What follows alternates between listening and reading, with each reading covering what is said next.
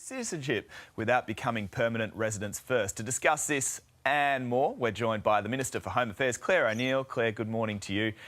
This essentially a direct pathway to citizenship. Talk us through these changes. Yeah, so it's a really important day of friendship between Australia and New Zealand.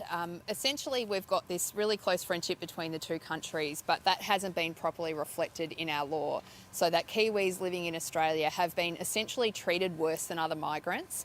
And you mentioned there, we've had a lot of people from New Zealand living in Australia for 2 decades or more, but have had no pathway to citizenship, no pathway to properly participating in Australian society.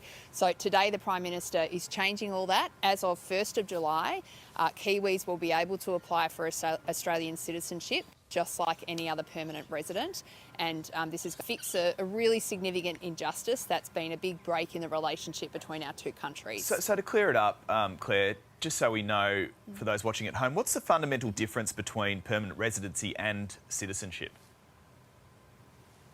Look, fundamentally, it's about your right to stay. So what we see is when Australians go to New Zealand, they're allowed to stay in New Zealand, work in New Zealand, and they have a pathway to becoming a Kiwi citizen if that's what they want to do.